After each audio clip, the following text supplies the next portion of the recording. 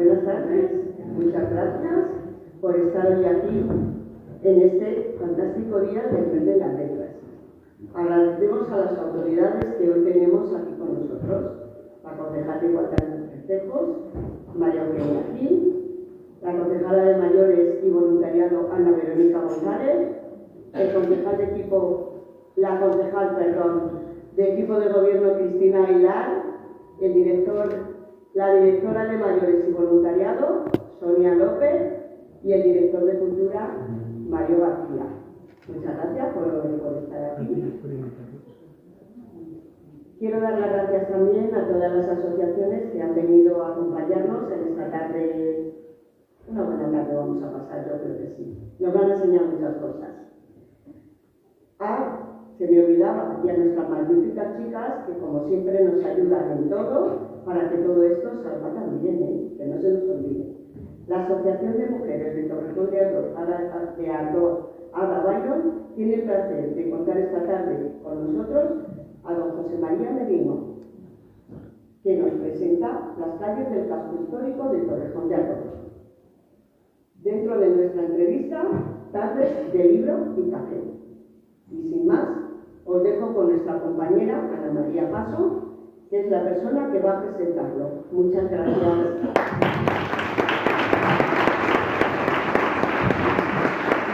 Muchas gracias, Lola.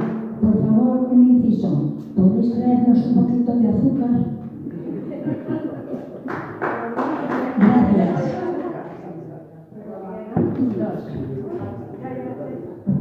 Ya sé que somos muy dulces, pero para el café no.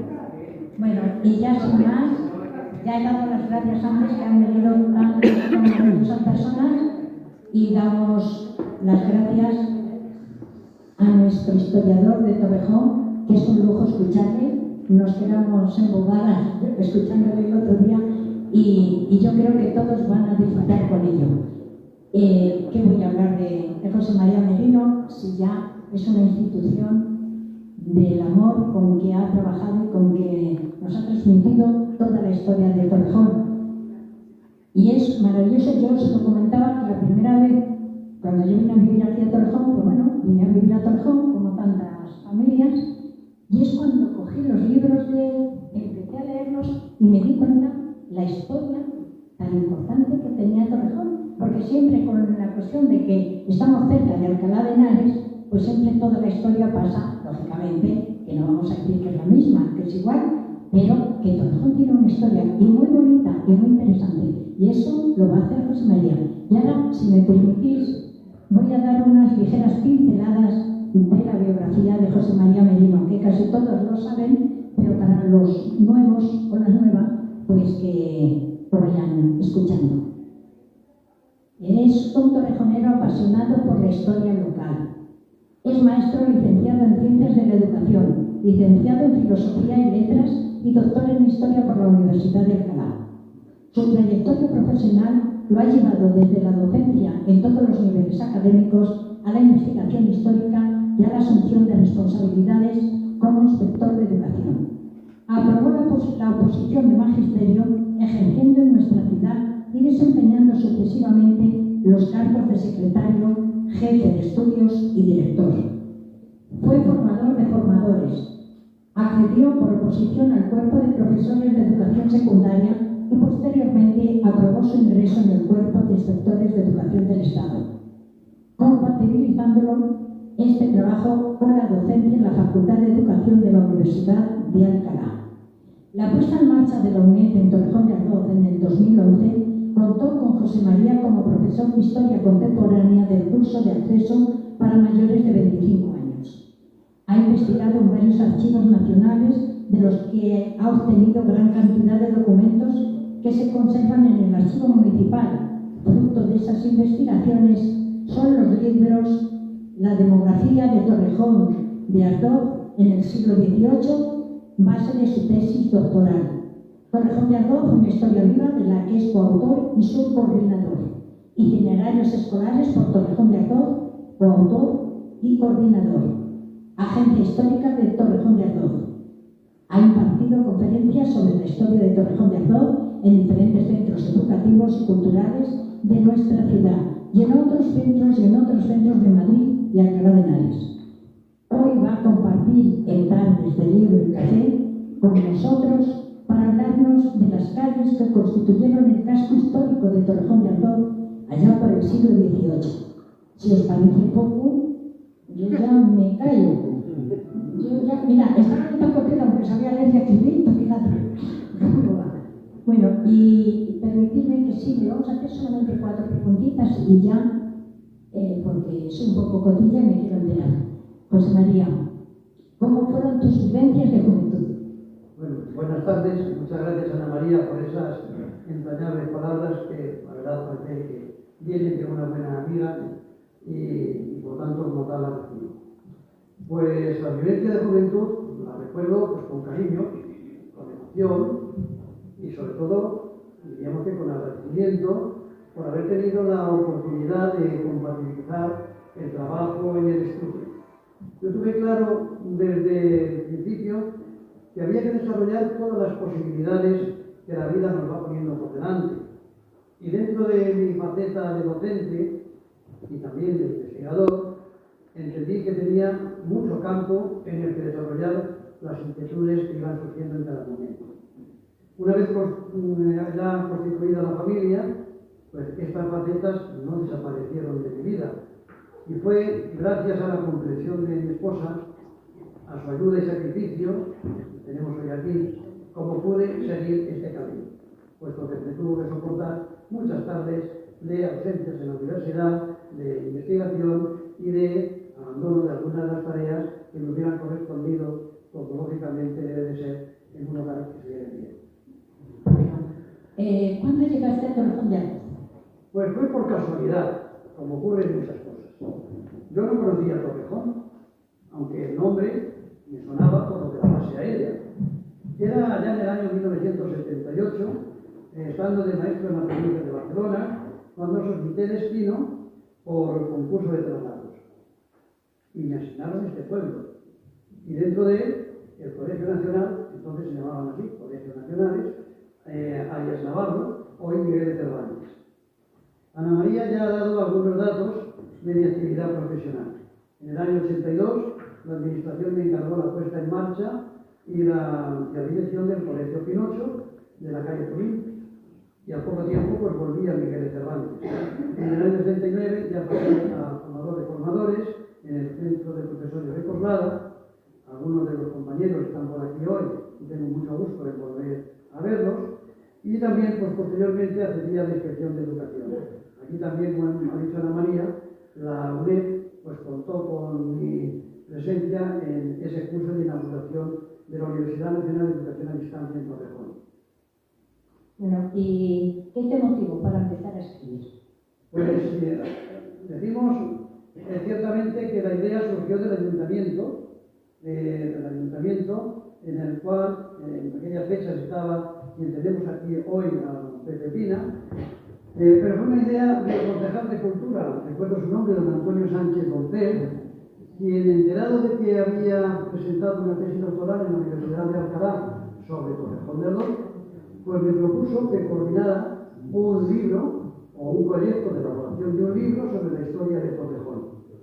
Y así nació Torrejón de Ardoz, una historia viva, fruto del trabajo de Yolanda Ruiz Esteban, una filóloga de aquí de Torrejón, un historiador de aquí de Torrejón, Fernando García Manzanero, y otro historiador de Madrid, Luis Miguel Gutiérrez Torrecilla, y un servidor que coordiné el trabajo.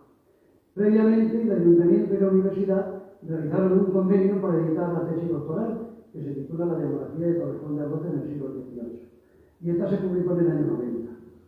También en ese año 90 se publicó un libro de carácter didáctico titulado Itinerarios escolares por Torrejón de Ardoz, impulsado desde el Centro de Educación de Coslada y en colaboración también con la Concejalía de Educación, de Cultura en este caso.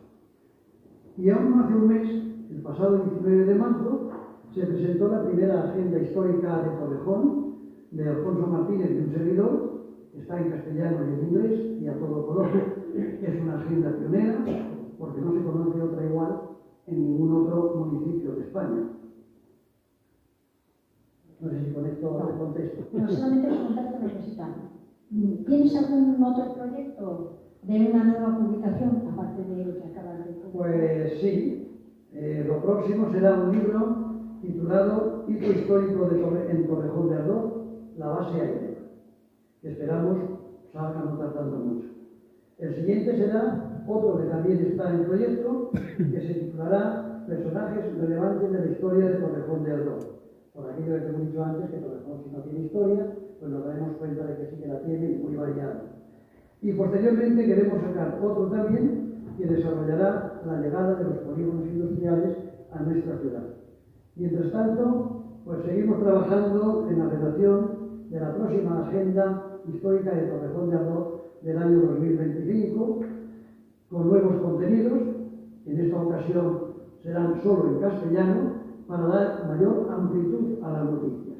Hemos visto que al poner en castellano y en inglés ocupan demasiado espacio y por lo tanto reducen la posibilidad de ampliar el contenido. Esta agenda esperamos tenerla lista para el mes de octubre y ya puedo anunciar que quienes la deseen tener en formato online solo tienen que facilitarnos su mail y se la remitiremos de forma gratuita.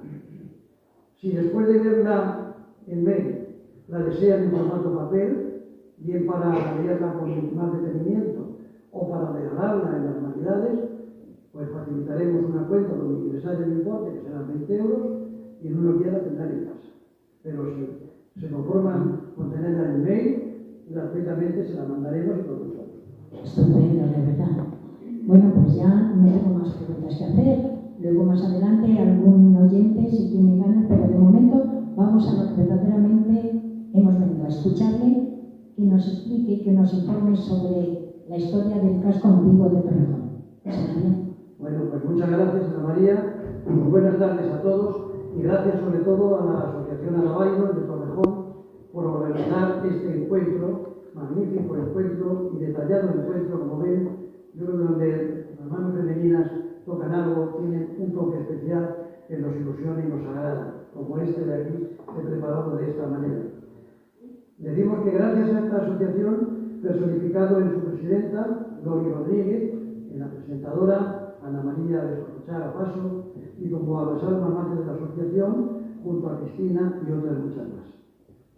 Agradecemos la presencia de estas tres concejadas que tenemos entre nosotros, por no reiterar más y hacerlo más largo, y también de la directora de mayores. Asimismo, también agradecemos la presencia del director de Cultura, don Mario García Molina, y por supuesto de don José Pina Fernández, que es el presidente del Consejo Asesor de la Ciudad, que acaba de estrenarse hace breves meses. El contenido de este encuentro, encuentro histórico-literario sobre las calles del casco histórico de Torrejón de Ardoz, pues versa sobre determinados aspectos de la historia de Torrejón que son escasamente conocidos. Y hemos pensado en compaginarlos con algunos textos literarios, algunos de actitudes un tanto pioneras, al estilo de lo de Augusta Ada Byron, que es el personaje que da nombre a esta asociación. No en balde, el premio Ada Byron destaca por valorar el empoderamiento de las mujeres tecnólogas y su esfuerzo positivo en el desarrollo y en el crecimiento sostenible a nivel mundial. Vamos a comenzar mostrando cómo era la fisonomía urbana de Torrejón de Ardoz en el siglo XVIII. Fijémonos en este mapa, en este plano que hemos puesto aquí. Para elaborar este plano, que está reproducido, por cierto, en la plazuela del museo, con las ágiles y expertas manos de a quien tenemos aquí acompañándonos, que es Manuel Ojeda, gracias por ese trabajo. Pues digo que para realizar este plano utilicé como fuente esencial el libro de matrícula de la parroquia, que abarca desde el año 1794 a 1822. También me serví de los catastros del año 1849 y 1865, donde se mencionan las calles, sus números, las casas y el nombre de los habitantes que vivían en cada una de ellas. En el plano reflejado, además de las calles, algunos de los lugares importantes que entonces, y ya hoy siguen siéndolo, como la iglesia, la Plaza Mayor, los hospitales, los dos hospitales que había entonces, la Casa Grande y la ubicación del Camino Real que unía Madrid con Aragón. Estos datos que apuntaba el libro de matrícula de la parroquia era un documento que utilizó el sacerdote para anotar a todas aquellas personas que cumplían con el precepto pascual de confesar y comulgar por Pascua Florida, es decir, después de la Semana Santa.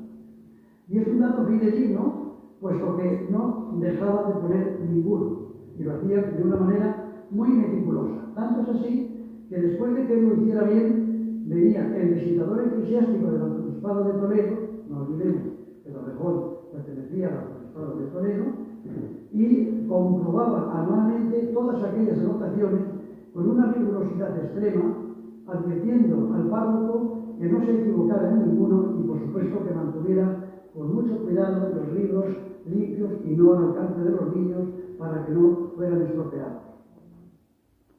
Bien, pues la primera referencia precisa a las edificaciones de la población se halla en el catastro del Marqués de la Ensenada. El Marqués de la Ensenada es un señor que se llamaba Moncenón de Somodevilla, del año 1751. Y este catastro se hizo para establecer una única contribución en vez de las muchas formas de recaudar que había entonces. Allí en ese catastro se enumeran una a una las casas de que se compone la villa. Ya pueden suponer, por lo tanto, que no fue fácil dónde colocar cada una de las casas en cada una de las calles. Y también los habitantes que las ocupaban. En ese catastro había 283 casas habitadas por 1.198 personas, de las cuales nos dice el catastro que casadas eran 492, solteras 252, viudos 27, viudas 43, niños 207 y niñas 183. Curiosamente, 43 años después, en el año 1794, el pueblo ya tenía 434 casas, es decir, 151 más que en el año 1751, pero los habitantes solamente eran 57 más, o sea, 1.255. Y al finalizar el siglo, en el año 1798, el pueblo ya cuenta con 409 casas y 1.570 habitantes. Bueno, esta ensalada de datos que les he dado y otros muchísimos más, los pueden encontrar en el libro La demografía de Torrejón de Ardoz en el siglo XVIII, que es verdad que no está a la venta en ninguna parte, pero se encuentra en las bibliotecas. Si observamos el plano del casco antiguo de la ciudad, lo primero que llama la atención es su irregularidad. Parece que las casas se han ido construyendo unas al lado de otras sin una organización previa.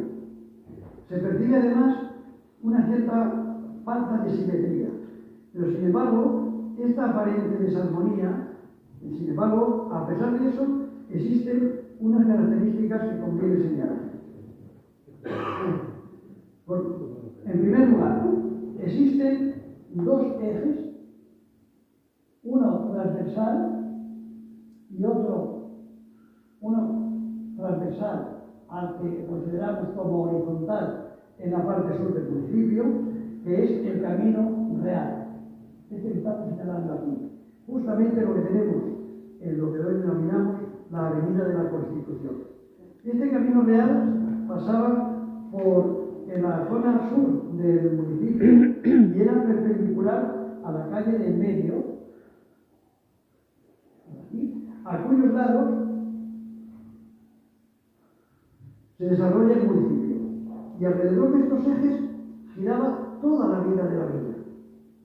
La segunda característica que podemos mencionar es que la Plaza Mayor, la tenemos aquí, que en algunos momentos se llamó Plaza de la Constitución, está situada justo en el centro, y equidistante de todos los puntos del pueblo. Según fue creciendo el pueblo, evidentemente, pues se fueron haciendo diferencias en cuanto a esa equidistancia.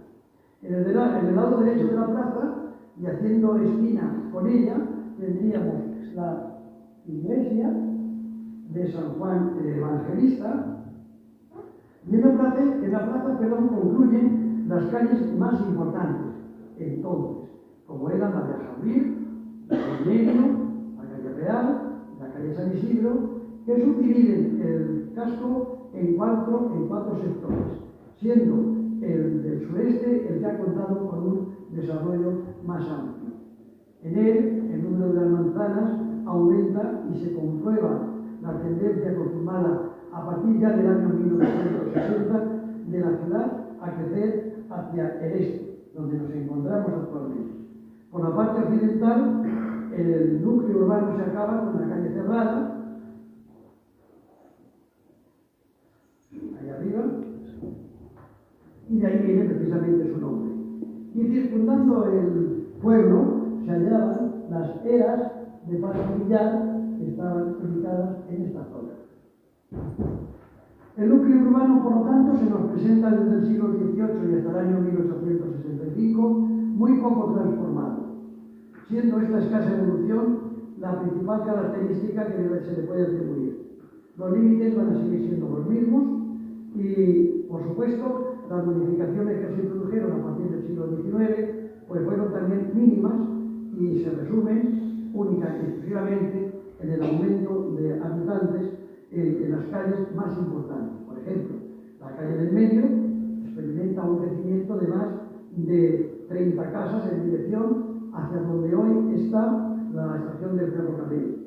Otras calles alcanzan entidad y dejan de llamarse Camino D para adquirir su propio nombre. Tal es el caso pues, de la calle Camino del Cementerio, que se llamará de la Soledad, o la calle Camino del Alanzuelo, que se transformó en la actual calle Granados. Los nombres de las calles que aparecen en 1865 y no figuran en el libro de matrícula de 1794 son la travesía de Javier, que contaba con 8 vecinos, la Plaza de la Constitución, curiosamente y raramente, que tenía 7 vecinos, la calle de la Cruz, que tenía muchos, que eran 43, la calle Granados con 8, etc. Y también la calle de las Marquesas, que contaba con 8 vecinos. Esta calle, la de las Marquesas, aparece en el libro de matrícula de la parroquia del año 1796, dirigida por un personaje que se llamaba don Francisco Moñino, perdón. Este señor Francisco Moñino estaba casado con la excelentísima señora, así lo consta el párroco, doña Ana María de Pontejos, que es la cuarta marquesa de la Casa de Pontejos, que viene el nombre de calle de las Marquesas. En ella vivían 24 personas, 7 de ellas eran damas con el título de doña, 3 varones con el título de don y 11 más sin calificación, aunque seguro serían personas de servicio.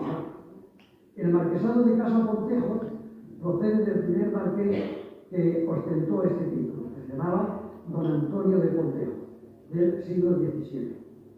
Decíamos antes que la marquesa casó con don Francisco Moñino, que era hermano del conde de Floridablanca, don José Moñino, un personaje importantísimo en el reinado de Carlos III y de Carlos IV. Si les parece, le vamos a dar un apunte histórico de don José Moñino para que conozcamos algo más, y que afectó, por supuesto, a Torrejón de Ardoz.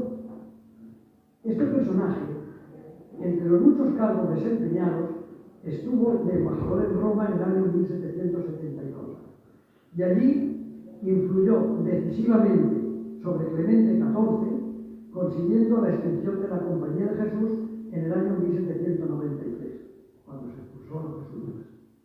En recompensa, Carlos III lo nombró conde de Floridablanca, pues por motivo de las temporalidades, es decir, la expulsión de los jesuitas y la incorporación de sus bienes a la corona, don Juan Aguirre se convierte en propietario de la Casa Grande al adquirirla en pública subasta tanto la casa como la hacienda en el año 1784. Las calles que figuran en el catastro del Marqués de la Ensenada, pues las vamos a ver a continuación, son estas. Vamos a ir pasando de una en una y luego después, si les parece, las vamos a ir reflejando cada una de ellas con sus características. Son, en total, 16 las calles que componían el casco histórico de la población, o el casco histórico, decimos, entonces pueblo, y que por lo tanto no había posibilidad de tener ninguna más. Estas son todas las que constan, porque son todas las que se refieren en los libros de matrícula de la parroquia. Nadie fuera de estas calles tenía ninguna posibilidad de estar viviendo sin que lo pudiera anotar el sacerdote. En alguna ocasión, en algún libro de matrícula se dice también que en un despoblado del alcalde que está lejos del municipio, o donde el castillo, hay 3 vecinos más. Pero deja así caer como una cosa sin mayor importancia. Vamos a ver la calle de la Cáncana. Su nombre, la calle de la Cáncana, hace referencia al banquillo raso, imagínense un banquillo de esta altura más o menos, en el que el maestro hacía subir a los muchachos para castigarlos, exponiéndolos al mismo tiempo a la vergüenza pública. ¿Se entiende lo que se les portaban mal? En 1751 eran 207 los niños comprendidos entre 5 y 14 años. 105 eran varones y 102 eran mujeres o niñas. Aunque de este dato no se debe de concluir que todos fueran alumnos del maestro, pues como es bien sabido, la enseñanza no era obligatoria y además en la escuela se ingresaba a una edad hacia los 6 años y se abandonaba pues más o menos cuando se necesitaba echar una mano en casa. El nombre que se impuso a esta calle ha perdurado hasta nuestros días y solo en algunas ocasiones, como 1802, 1805, 1816, 20 y 21, se contabilizan sus habitantes asociados a la calle Cerrada. Las dos grafías que tenemos actualmente para designar esta calle y que están, por lo tanto, ubicadas en las esquinas de la calle La Cáncana, son las que aparecen en esta diapositiva. La más moderna es la de abajo, esta de aquí. Pero la más entrañable es la de arriba, donde podemos apreciar en su parte superior izquierda, ahí, una pizarra, al dibujo de la pizarra con las letras A, E, I, O, la U, no la he puesto, y un muchacho de pie sobre un banco raso, el pobrecito con los brazos más o menos cruzados y diciendo, aquí estoy porque me he portado mal. Por cierto, en esta calle, en el número 41, nació uno de nuestros personajes relevantes de la historia de Torrejón, don Francisco, Salmerón y Alonso, según consta en el libro sacramental de bautizados de la parroquia de San Juan Evangelista del año 1822. Precisamente el año 2022 se conmemoró el 200 aniversario de su nacimiento con una exposición de su semblanza en el Museo de la Ciudad. Y aquí vamos a pedir la ayuda de Ana Verónica González, que nos va a leer la partida de bautismo de Francisco Salmerón y Alonso. Muchas gracias.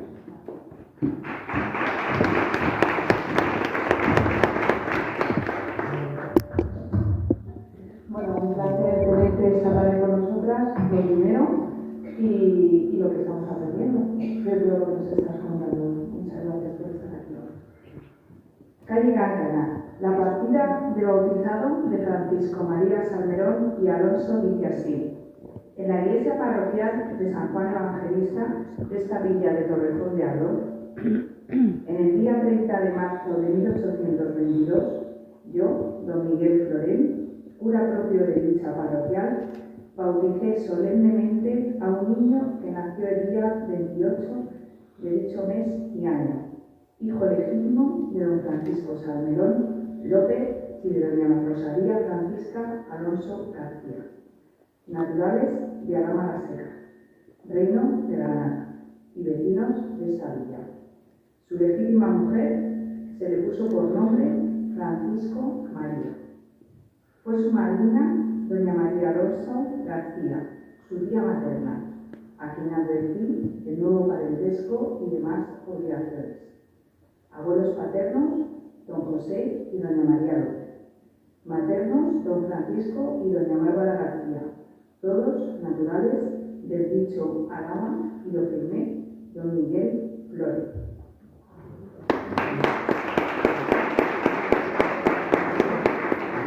Francisco Salmerón pasó parte de su infancia en Torrejón, donde su padre ejercía de médico, emigrado desde su tierra andaluza, como consecuencias políticas, hasta que la familia pues, pudo volver otra vez a trasladarse a su tierra cuando la situación política cambió.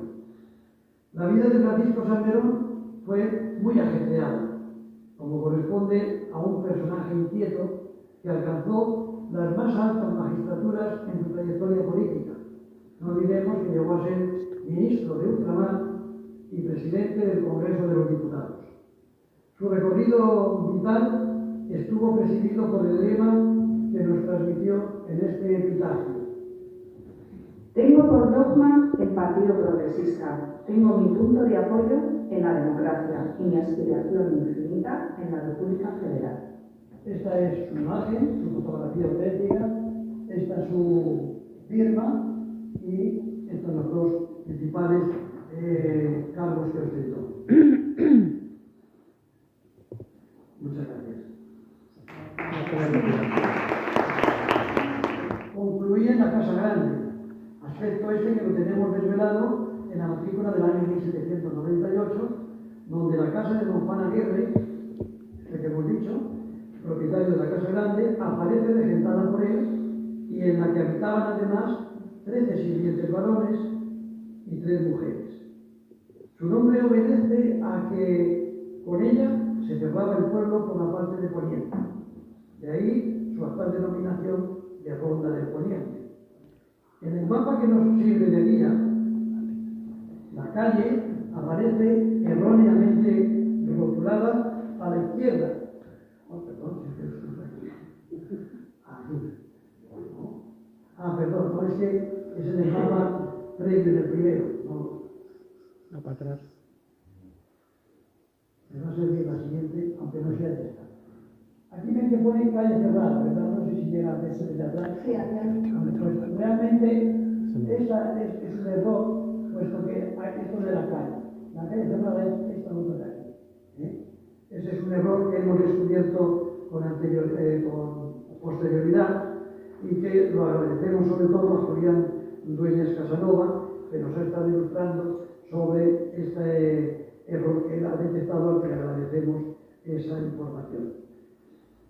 En la esquina formada por la calle Real y la calle Cerrada se hallaba la Casa de la Torre, de la que todos ustedes han oído hablar, y que fue derruida en los años 70 del pasado siglo XX.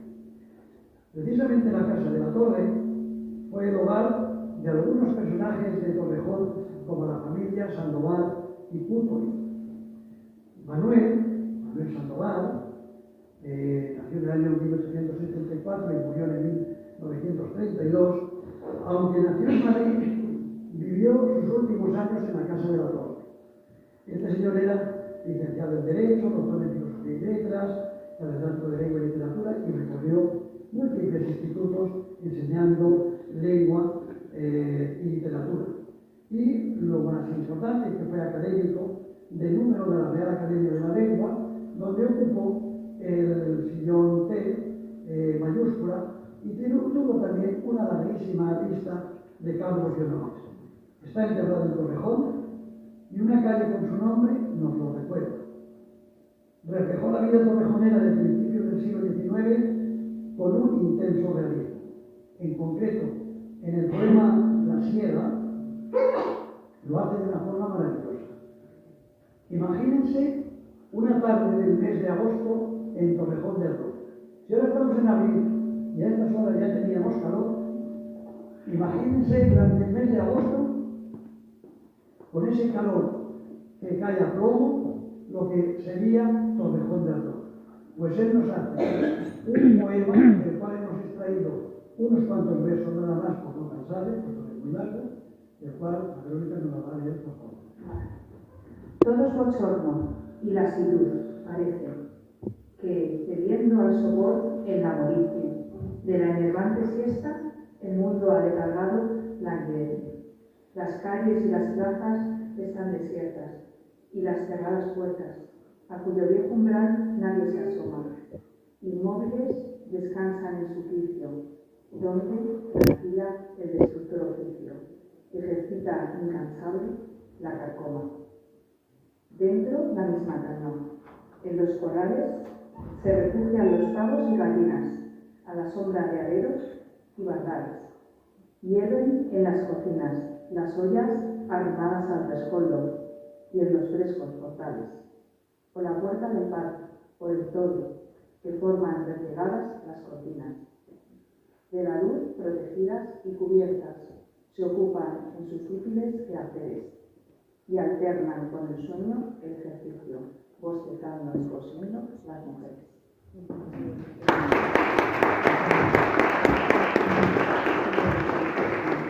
Me digan que no es una composición poética extraordinaria, lo que podemos imaginar a las mujeres cosiendo, bostezando de vez en cuando y pintándose con la aguja. Bien, pues Sandoval murió el 12 de octubre del año 32 y el poeta Manuel Machado, el hermano de Antonio Machado, le dedicó una elegía titulada A la oportuna muerte del poeta Manuel de Sandoval, publicada en el año 1936 en el libro Félix. El Museo de la Ciudad acogió no hace mucho un encuentro literario que glosó su figura y su obra. Estuvo presentado por la tertulia poética de Juan con el título El rincón de los olvidados, y su creador fue Mario García Molina, director de Cultura. Su hermano Salvador fue nombrado jefe directo de la villa el 15 de noviembre del año 1970. Vamos a la calle del Cristo. La calle del Cristo es citada todos los años que cifra la matrícula de la parroquia, tanto es así que permanece todavía en la actualidad. En 1795, las casas habitadas en esta calle del Cristo eran 39 y sus habitantes 99. Si lo vemos en detalle, se contabilizan 7 casas en las que había un habitante, con 2 habitantes había 16 casas, 13 vivían en 10 casas, 4 etcétera, por no cansarles. Pero no obstante, esta no era una foto fija, puesto que la población variaba y mucho de un año a otro. Ya que en el año 1798 las casas habitadas en la calle de Cristo son 72 y sus habitantes pasaron a ser 278, por ver, por lo tanto, una diferencia importante. La composición familiar del municipio de Torrejón de Ardoz, según el catastro del Marqués de la Ensenada, tenía esta figura.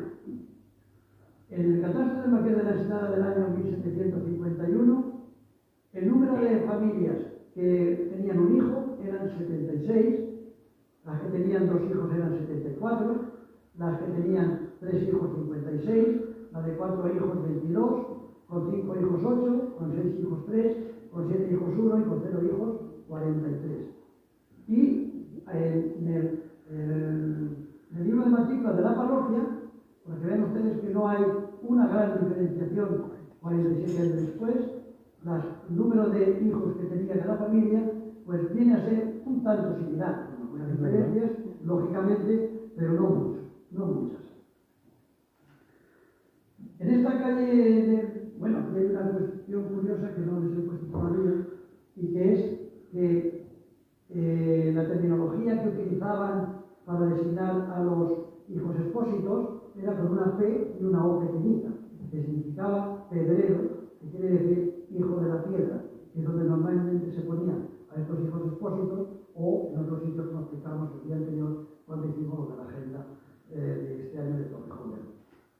Bien, pues digo que en esta calle de Cristo vivían algunos de los personajes más importantes e influyentes e influyentes del momento. De ello da cuenta el siguiente anuncio de 12 de septiembre de 1758 que nos va a leer Esther Austin.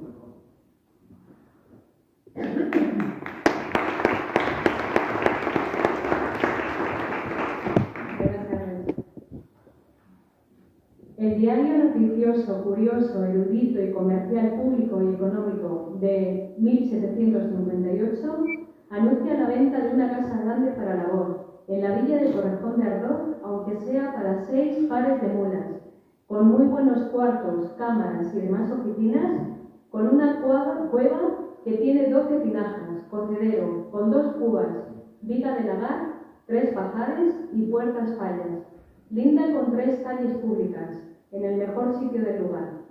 Se acudirá para tratar de ajuste a la bodega que hay en la calle de Alcalá frente al cuartel de soldados de la plazuela de la Paja. Ese fue el anuncio que apareció y por lo tanto esta calle era conocida, como decimos, más allá de las 4 paredes del municipio, como lo demuestra también lo que relata el 6 de marzo del año 1897 una revista muy curiosa que lleva por título El deporte velocipédico, que realiza la narración de un paseo en bicicleta y afirma lo siguiente. Por favor. Sí. Torrejón de Ardoz está atravesado por la carretera, pueblo importante, aunque hoy en decadencia, y al que dio celebridad la insurrección del general Narváez en 1843. En el caso desgraciado de un accidente ocurrido al ciclista o a la bicicleta, en Torrejón hay sobrados recursos para repararlos. El médico, don Joaquín Moreno, vive en la calle de Cristo. El maestro herrero, don Federico López, que es ciclista además, en la calle formada por la carretera. Sin salir de esta se encuentran varios paradores. Los ciclistas prefieren el de don Esteban Sánchez, llamado Parador del Cristo, el cual está en la entrada de Torrejón a mano izquierda, frente al camino de la estación del ferrocarril. Además, y en la propia carretera, existe un café económico, una puñolería y un despacho de bebidas gaseosas. Es decir, que había para todos que podían cualquier accidente cada día.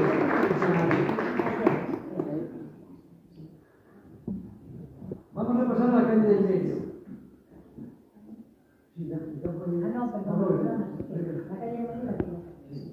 Esta calle debe su nombre a la posición que ocupa dentro del casco urbano antiguo de la población.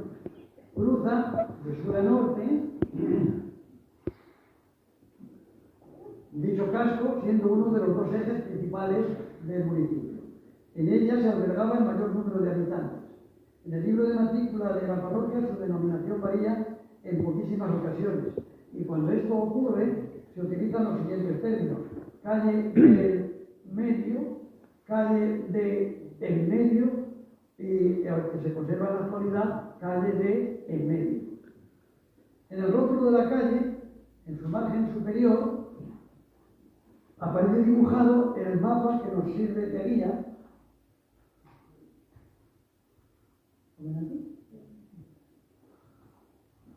Y que, como hemos dicho antes, permanece reproducido por Manuel Ojeda en la plazuela del museo.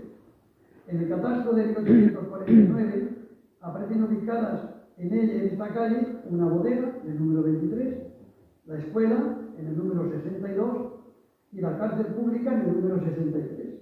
Y a partir del año 1916 y hasta el año 1970 se denominó calle de Allende Salazar, en memoria del hacendado alcalaíno de finales del siglo pasado que estuvo muy vinculado a Torrejón.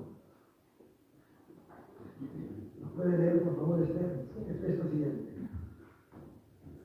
Don Enrique Allende Salazar, vecino de Madrid, general de brigada, era propietario de una finca en el término de Alcalá, al sitio llamado Los Espinillos. En esta finca daba trabajo a muchos jornaleros de Torrejón, llegando a tal extremo sus humanitarios sentimientos, dice el alcalde Adolfo Fernández, que no los desampara a los obreros cuando llegan a la vejez. Antes, por el contrario, siente más cariño hacia ellos y no les niega su inagotable protección. El señor Allende Salazar concedía de manera altruista sustanciosos donativos al ayuntamiento, que eran invertidos en la plantación y repoblación del arbolado público, en el arreglo de las calles, o como ayuda a los niños y niñas de las escuelas públicas. En agradecimiento, la Corporación Municipal decide, por unanimidad, nombrarlo hijo adoptivo de la villa en sesión plenaria del 6 de marzo de 1916. Además, su nombre fue puesto a una de las calles más importantes de Torrejón, entonces y ahora la calle del Medio. El día 11 de junio de 1916, con almuerzo y fiesta, esta calle histórica del municipio pasó a llamarse Calle de Enrique Allende Salazar, nombre que mantuvo durante 63 años, hasta 1979. Muchas gracias. Esta información también nos la pasó en su día Valentina Belocal, que como saben fue archivera municipal y es amplia conocedora de muchísimas de las cosas de Torrejón de Arona, que se lo agradecemos infinitamente. Pues vivir en la calle del Medio, por lo tanto, era un signo de distinción. En el año 1800 se constata que habita en ella un tal Vicente Aguado, su mujer Jerónima Sierra y un nieto, Vicente Gómez, también a quienes se atienden 5 sirvientes o varones, por lo tanto, debían de ser una familia pudiente. Pasamos a la calle de los curas, o la calle del cura. La calle del cura, como dice el párroco, arranca de la Plaza Mayor en la que se encuentra la iglesia parroquial, una de cuyas paredes laterales, la de la sombra o de la sierra, forma línea con la calle. Poca dificultad hallamos para determinar el porqué del nombre de esta calle. Es lógico pensar que en las primeras casas se indicaba la calle del cura, que dio nombre a la calle originariamente, aunque no siempre han vivido allí los sacerdotes de la villa. Concretamente, el sacerdote vivió en la calle del Cristo número 55 y se llamaba Miguel Floreno, que nos lo han dicho antes, el que bautizó a San Jerónimo. En el año 1816, el cura de la población vivía en la calle del Medio, y lo mismo ocurrió también en otros años. En distintos lugares de la geografía española, a esta calle se le da el nombre de calle de la Rectoría, por ser uno de sus habitantes el rector de las conciencias de los vecinos del pueblo, el cura. En el libro de matrícula, esta calle deja de ser citada en 5 ocasiones. El periodo más largo e ininterrumpido fue de 1806 a 1808, siendo sus habitantes entonces contabilizados con los de la calle del Cristo. En el catastro del año 1849 aparece reflejado que la casa parroquial se hallaba en el número 6 de esta calle. Y acabada la guerra civil, pasó a llamarse calle de los curas, Torres y Martín, en recuerdo de los 2 sacerdotes de Torrejón asesinados en la contienda. Popularmente se conoció hasta 1980 como calle de los curas. Hoy conviven las 2 denominaciones. Los sacerdotes, como encargados de mantener el edificio de la iglesia parroquial y sus enseres, reflejan en el libro de las benditas ánimas del purgatorio del año 1809 que entraron los franceses saqueando las casas e iglesias y la cofradía escondió el dinero para que no se lo llevasen. Pero hubo otras fechorías, como las que describe Luis Miguel de Diego Pareja en un libro titulado La guerra de la independencia en el Valle de Renal. Nos lee este texto María Victoria Fernández. Gracias, vamos a aprender muchísimo de esto.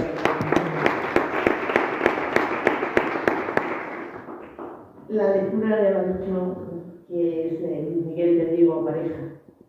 Torrejón de Ardoz, situado en el tránsito de tropas entre Madrid y Alcalá, sufrió los efectos de la ocupación casi permanentemente por soldados franceses.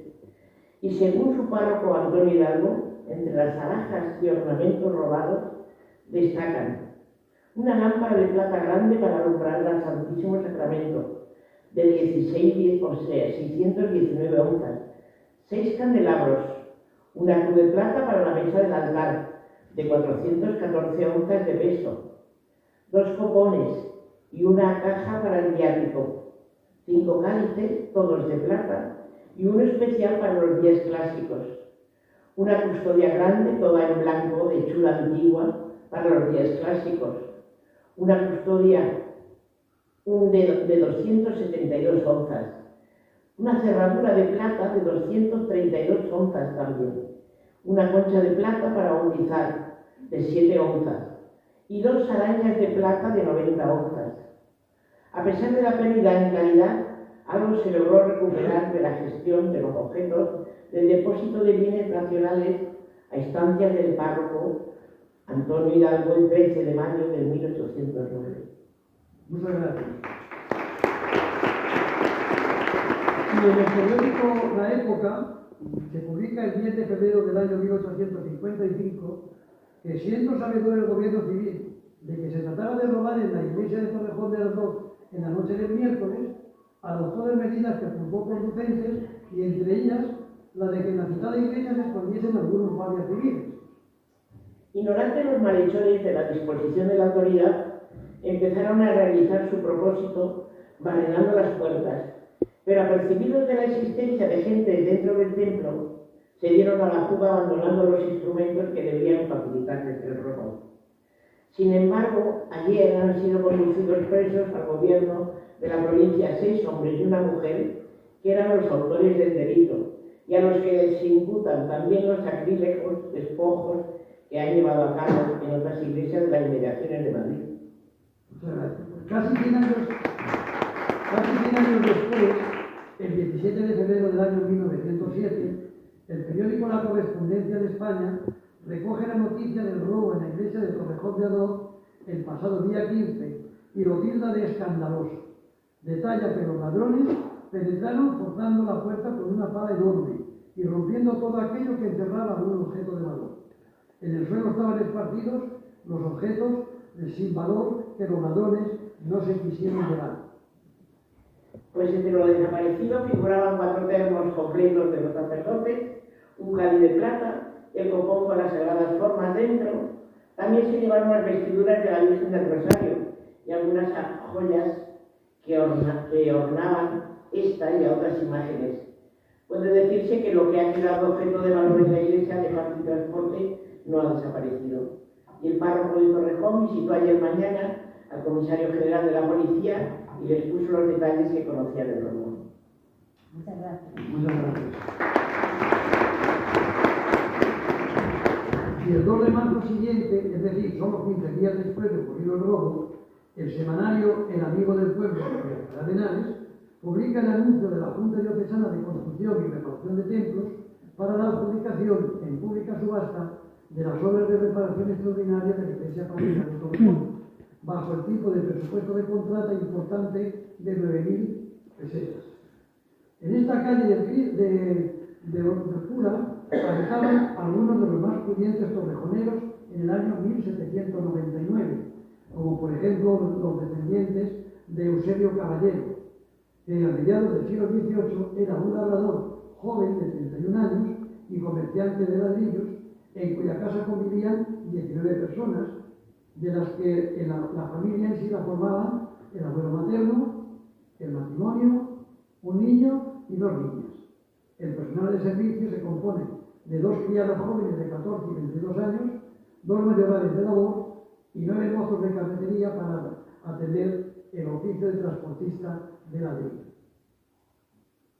Y pasamos a la calle Francos. Esta era una de las calles más pequeñas de la villa, en razón del número de habitantes que ocupaban sus casas. Una población eminentemente agrícola, en el pasado, como era Torrejón de Ardoz, pues no podía desarrollar su actividad si no disponía de los útiles en los que apoyar su esfuerzo. En la fragua se preparaban las rejas de los arados, se hacían herraduras para los animales, se confeccionaban trabajos de forja para cubrir los huecos de las ventanas, las puertas, etc. La actividad de una fragua en los siglos pasados era tan intensa y tan importante que el nombre de la calle nos dice que había más de una para atender la demanda de la población torrejonera. Al menos 2 había en el siglo XVIII. Una, la más importante, estaba regentada por el maestro herrero Maestro Salazar. Y la otra, la María Salazar, que era viuda, al frente de cuyo trabajo tenía un oficial. Carol Cortea, por favor, nos puede atender a ver. Buenas tardes. Hola. Hace 230 años, el 2 de abril de 1794, el párroco de Torrejón escribió: puso los santos óleos a una niña que se halló la noche antes en la calle Real de Estadilla, a la puerta del maestro heredor Bernardo de Dios, metida en una espuerta sin cédula alguna que se indicara su naturaleza ni padres, la cual recibió agua de socorro en aquel instante que fue hallada. Se la puso por nombre Venancia de San Francisco.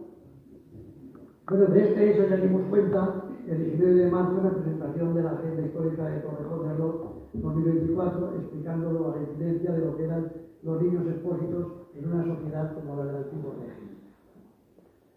La calle Covachuelas, esta calle solo es citada en el año 1800 y la ocupaban 20 personas y no sabemos por qué desapareció del callejero ni dónde se ubicaba. Debemos interpretar que su nombre significa que en tal paraje hubiera alguna cueva o cueva pequeña, pues ahí queda la duda.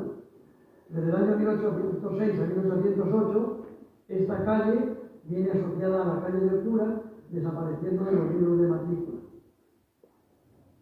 La calle de los Álamos, que no aparece ahí, tiene idéntico tratamiento que la anterior, pues solo se cita en el año 1800, fecha en la que la habitan 66 personas.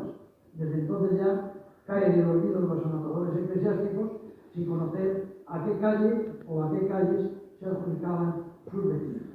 Y pasamos a la calle Real. El número de habitantes en ella ha sido siempre considerable, comenzando a citarse en el año 1795. En algunos años, los habitantes de la calle de los Gitanos han sido acumulados a esta calle Real. Actualmente no hay ninguna calle en nuestro municipio con esta denominación. He localizado un anuncio en el año 1838 que nos ilustra sobre cómo era una casa mesón que había en esta calle. Por favor, Carlos.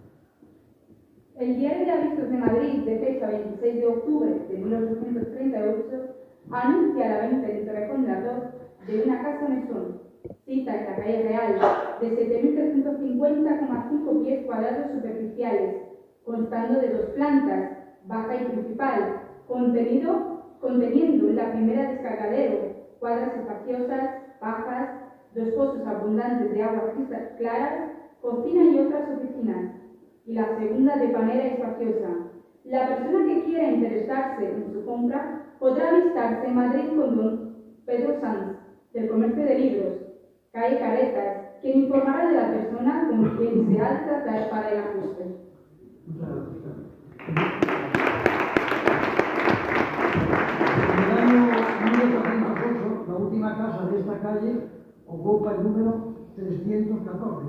Ese año el párroco iba anotando las casas por ese orden, 1, 2, 3, 4, y al final le salieron 314. Y el anotador añade como colofón a esa matrícula que en ella viven 8 soldados de la bandera. Recuerden que estamos en la guerra de la independencia contra Napoleón. La calle del cementerio, el significado del nombre impuesto a esta calle es evidente. Era el camino obligado para ir al cementerio desde la iglesia parroquial. Ya saben que el cementerio de esta villa se inauguró el 24 de junio del año 1788. Desde entonces nuestro pueblo abandonó una de las prácticas más combatidas en el siglo XVIII, que era el enterramiento en las iglesias. Además, podemos señalar, como dato curioso, que Torrejón fue uno de los primeros pueblos de España que comenzó a enterrar a sus difuntos en un lugar alejado del casco urbano. Con estas palabras, en 1850, Madoz atestigua en su diccionario: el cementerio de Torrejón de Ardoz está en un paraje que no ofende la salud pública. El pueblo fue creciendo y el cementerio de 1788 se quedó enclavado en el centro de la población, espacio ocupado actualmente por el Parque del Agua. En la actualidad, la situación es bien distinta, pues como saben, el cementerio está en las Corderas, una vez pasado el Parque de Europa. Y pasamos a la calle Hospital. El nombre de esta calle responde a que por ella se llegaba a uno de los hospitales que se encontraban en la villa. La fundación del hospital es muy antigua, data del siglo XVI, concretamente de 1519, en que se inició la cofradía y el cabildo del señor San Sebastián, denominación con que se conocía el propio centro. Estaba escasamente dotado, y él acudían los peregrinos, los caminantes y los enfermos en busca de reposo y también nocturno y un poquito más. Aneja a la construcción hospitalaria estaba una ermita que llevaba el nombre de los santos bajo cuya advocación se había colocado la protección del hospital, San Sebastián y San Fabián, y que por abreviación se había ido completando en el nombre del primero. En esta ermita, una capilla dedicada a Nuestra Señora de las Virtudes y Consolación, y estaba dedicada a ella debido a que, según la tradición popular, la Virgen se apareció a un pobre en aquel palacio. Y la devoción a esta capilla fue creciendo entre los correjoneros desde fines del siglo XVI hasta tal punto que el fervor popular pasó a denominarla Ermita de San Sebastián y las Virtudes, perdiendo progresivamente el primer nombre y llegándola a conocer popularmente como la Ermita de las Virtudes.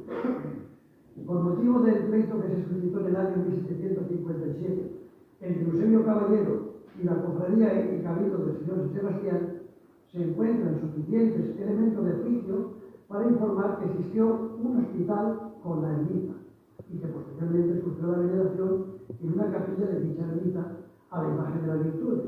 Para confirmarlo, veamos solamente lo que se dice a propósito de la sentencia de dicho pleito, que Santos Hernán, por favor, va a ser tan amable de leer.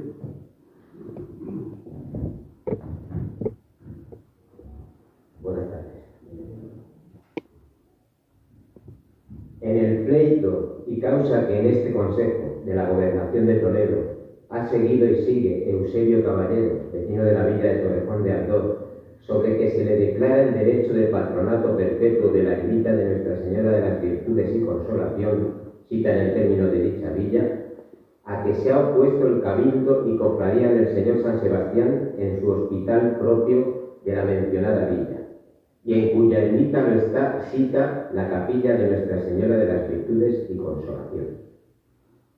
Muchas gracias. En este hospital, por lo tanto, y el de Santa María, que era colindante a la sierra de Pancillar, cercano al Camino Real, y que nosotros situamos en lo que fue el estadio del fútbol San Isidro, pasaban la noche o consumían sus últimos días los desamparados y los vagabundos.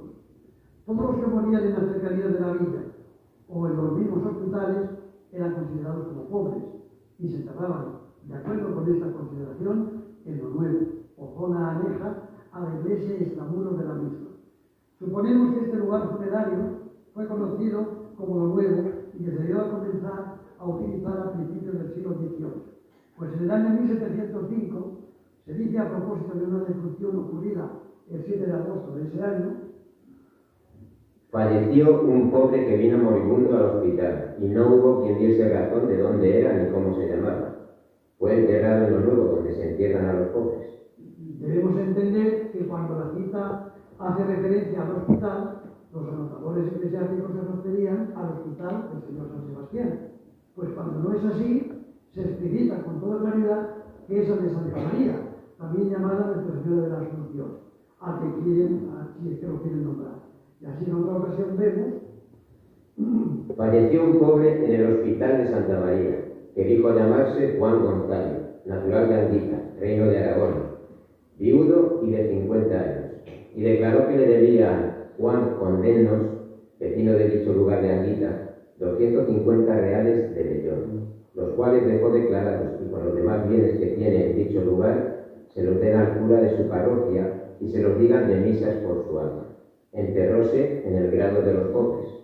La comprobación evidente de que son dos los hospitales existentes en la villa se continúa, por lo tanto, en estudiar el censo de Aranda del año 1768, donde se nos asegura que en el total de la población, 1.346 habitantes, están incluidos el cura, un sacristán, 4 sirvientes de iglesia y los 4 hospitaleros o demandaderos que había en los 2 hospitales de la villa, 2 en cada uno de ellos. Los hospitales no eran, como hemos visto, lo que hoy entendemos por tales, sino unos lugares de reposo de caminantes y de atención a desamparados. en quienes a veces se conjugaban también la enfermedad que acababa con sus vidas. Como testimonio del espíritu hospitalario de los Torrejoneros, pues nos ha quedado el nombre que blasona su calle, la calle del Hospital. En el libro de matrícula de la parroquia, esta calle se cita esporádicamente hasta el año 1805.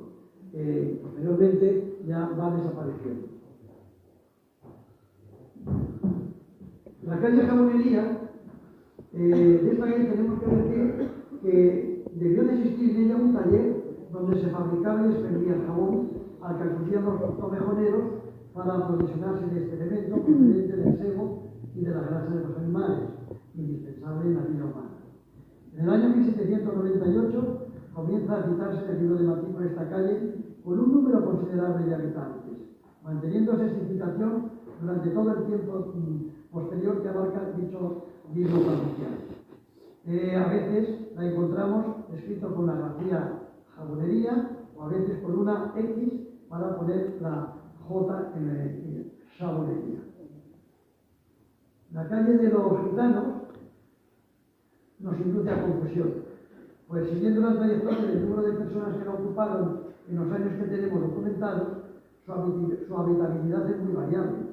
A partir del año 1798, los habitantes descienden progresivamente desde 69, que tenía ese año, a 15 en 1816, para pasar posteriormente a 136 en 1821. No creemos que el nombre responda a que en esta calle habitaban exclusivamente gitanos, y sí que se deba a que en alguna época determinada, pues fue esta etnia la que se asentara de forma esporádica en ella. Durante los años 1819 y 1820 los habitantes vienen asociados a los de la calle real. No hay ninguna calle con esta denominación. La calle Cruz aparece en el libro de matrícula en el año 1806 con 16 personas y posteriormente pues deja también de aparecer, perdiendo paulatinamente unos cuantos habitantes hasta que al final desaparece del callejero. La calle que sale a Jalbir, lo que nos indica es que era una de las calles que cerraba el pueblo y por las que se accedía a esta población, a Jalbir. Se cita a menudo y su número de habitantes se mantiene estable casi siempre, excepto en el año 1821, que se duplica, un fenómeno debido a que en ese año sus habitantes se ven incrementados con la aportación de los de la calle real que se suman a ella. La calle que sale de Alcalá tiene la misma estructura sintáctica que la anterior y tan solo es citada en 4 años y no conocemos la razón por la que posteriormente desaparece. Y vamos acabando ya, y vamos a llegar a Camino Real. La denominación original era la de Camino Real de Madrid a Zaragoza o también Camino Real de Madrid a Aragón. Y era el paso obligado de Madrid a Alcalá de Henares. Hoy se conoce como Avenida de la Constitución o Carretera Vieja de Madrid a Barcelona. Y su trazado cruza de oeste a este el pueblo. En 1849 se situaban en ella las dos paradas de diligencia, una en el número 1 y la otra en el número 24. Y aprovechando la parada de la diligencia, pues digo que lo aprovechamos para oír lo que nos relata Luis Salazar,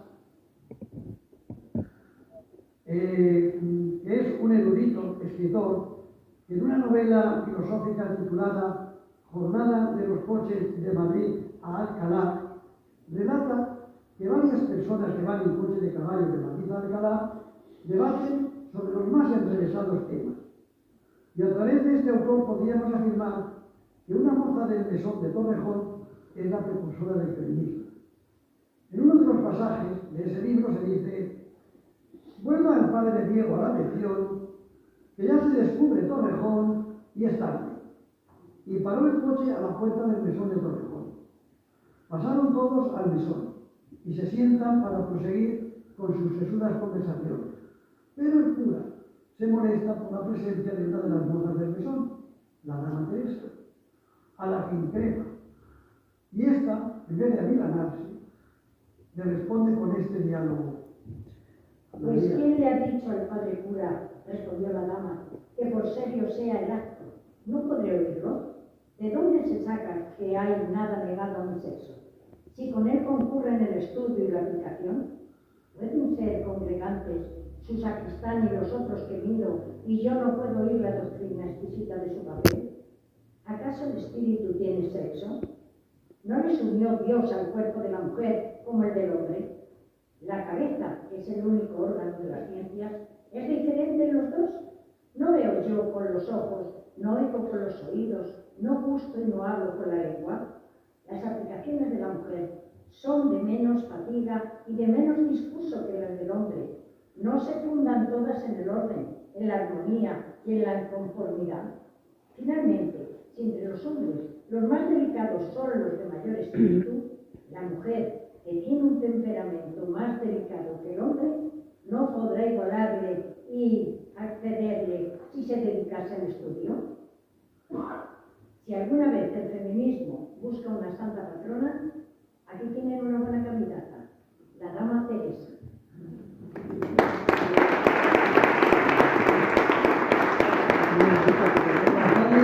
Los restantes que figuran en el libro de Matrícula no son tan relevantes y no creo que sea necesario entenderse sobre ellas y su significado.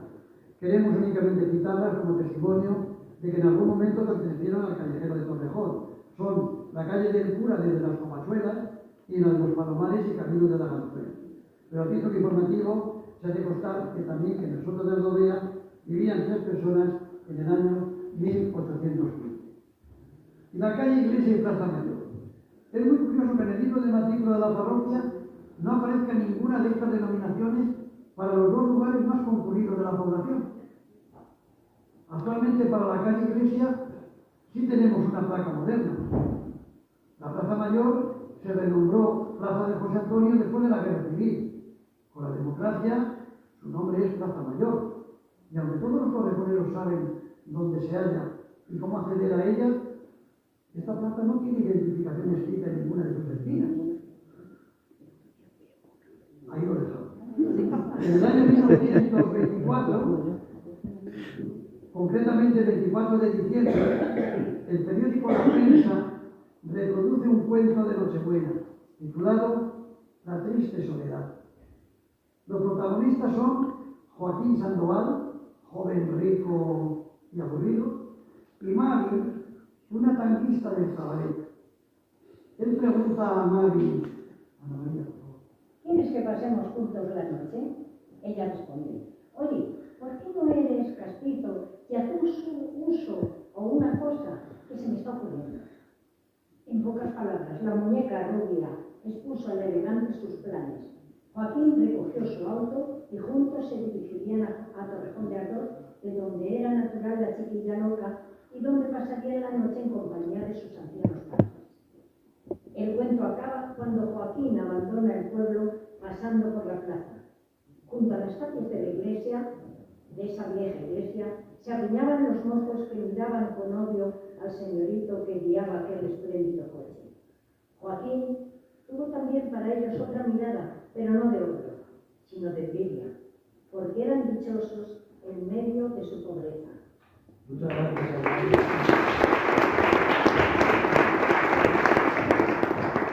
Bien, y ya estamos terminando. Hemos puesto aquí una comparativa de 2 planos de Torrejón, siglo XVIII y siglo XIX, para que vean que las diferencias son muy escasas. La Real Academia de la Historia tiene este plano, de un plano de la escala 1-10.000 del campo de maniobras de Torrejón, que funcionó durante los meses de septiembre y octubre de 1860. El campamento se ubica entre el kilómetro 20 y el 21, a la derecha de la vía del ferrocarril, en dirección a Zaragoza. En la parte inferior derecha figura un plano de un edificio muy similar al del siglo XVIII que nosotros tenemos aquí. Es este de aquí, comparado con este otro de aquí. Y con anotaciones muy curiosas como Camino de la Barca, Camino del Castillo, Veredilla Alcalá, a Quintanilla o a Pesquera, o Castillo de Algobebas, o antigua carretera de Pesquera.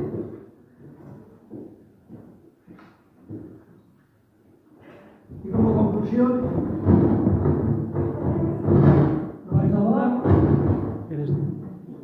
Como conclusión podemos decir que el nombre de las calles responde a los elementos que canalizan la vida de una pequeña población rural de la meseta castellana.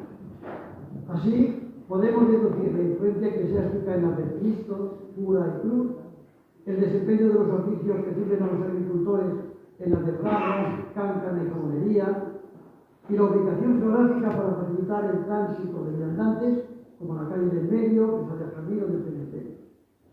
Este plano que acabamos de poner antes estuvo vigente durante mucho tiempo, y por sus calles anduvieron nuestros antepasados con sus problemas a cuestas, con sus alegrías y sus miserias, con sus esperanzas y sus anhelos, con sus vidas en el ejercicio diario de seguir buscando un mañana mejor para sí y para sus descendientes, poniendo los cimientos del Torrejón del futuro, del Torrejón actual. Torrejón, ciudad de moda, como reza el eslogan de Fitur 2024 de este año, que sería el asombro, si pudieran ver, de quienes nos precedieron y a quienes manifestamos el emocionado agradecimiento por disfrutar del nuevo Torrejón, siendo conscientes de que a nosotros lo que nos compete es mejorar lo recibido y legarlo a las generaciones futuras. Y antes de acabar, si me lo permiten, permítanme que les diga que muchas de las noticias que aquí hemos señalado están recogidas en la agenda histórica de Torrejón 2024, presentada públicamente el pasado día 19. Ya hemos dicho que quien desea adquirirla hoy la puede también adquirir aquí y se va notificando con un ejemplar del libro Torrejón de Ardoz, una historia viva, contribución generosa de la Concejalía de Cultura a través de su director, Mario García.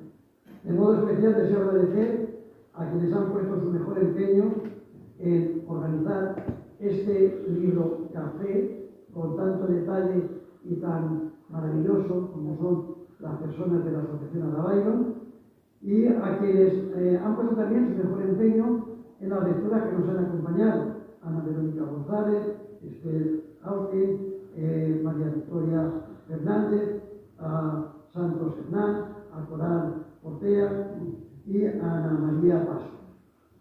Recuerden, si desean recibir por mail la agenda histórica de Torrejón de Ardoz 2025, tomen nota o hagan una fotografía de estas dos direcciones donde nos pueden enviar sus mails para que a ellas se la podamos remitir gratuitamente online cuando lo tengamos terminado. Y muchas gracias por su asistencia, por su atención y disculpas porque nos hemos alargado un poquito más de lo que gusta.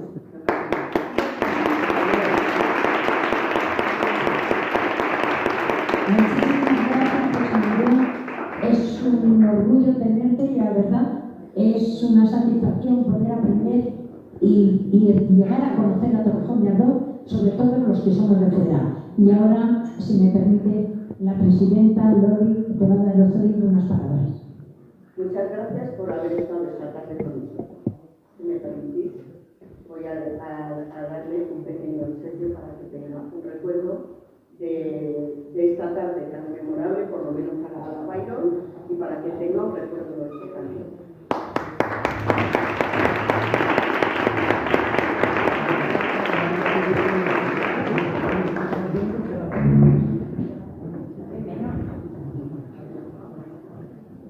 Aquí hemos aprendido un montón. Un montón. Y ya casi me lo sabía de lo que